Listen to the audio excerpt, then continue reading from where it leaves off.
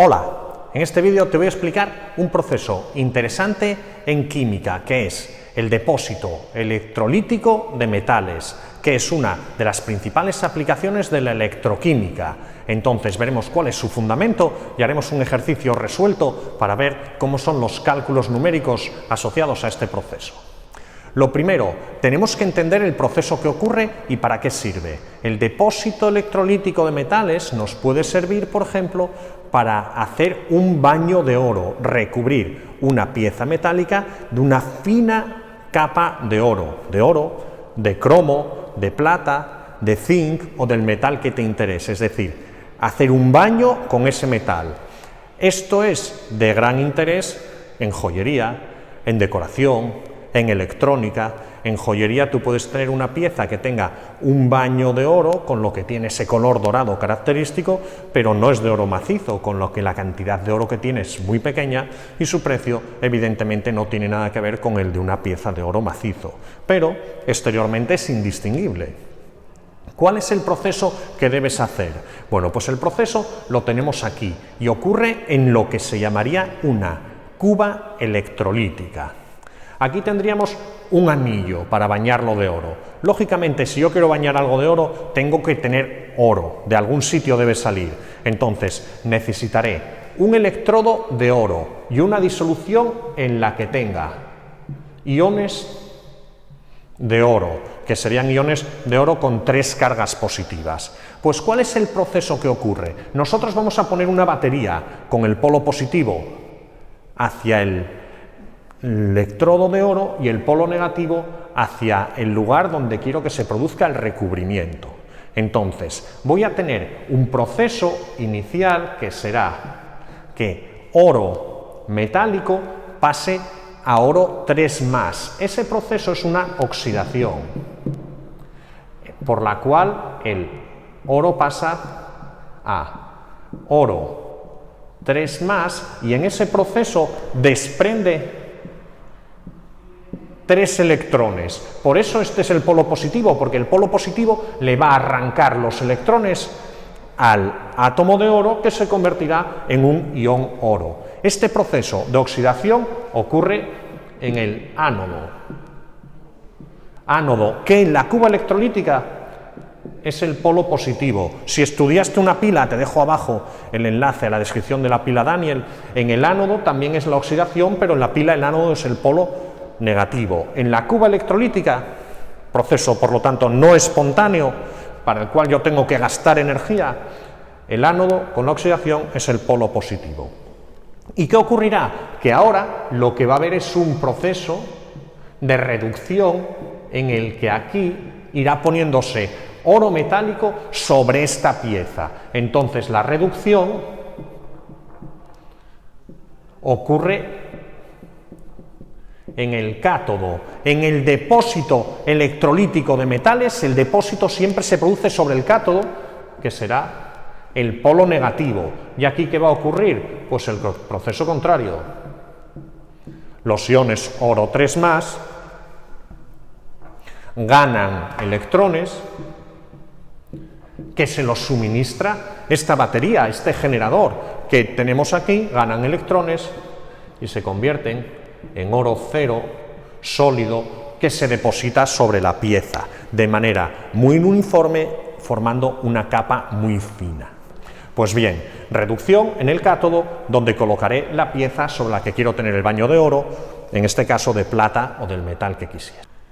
Ahora, numéricamente, ¿cuál es la ley que rige este proceso? Las llamadas leyes de Faraday. Las leyes de Faraday se pueden concretar en una ecuación que vamos a desentrañar y la tenemos aquí, que nos dice que la masa que se deposita va a ser igual a la masa molecular del elemento a depositar, en este caso del oro sería la masa molecular, el número de electrones intercambiados en el proceso de depósito, en este caso 3 electrones, la intensidad de la corriente que pase, intensidad que evidentemente se medirá en amperios, y el tiempo medido en segundos que está funcionando este sistema.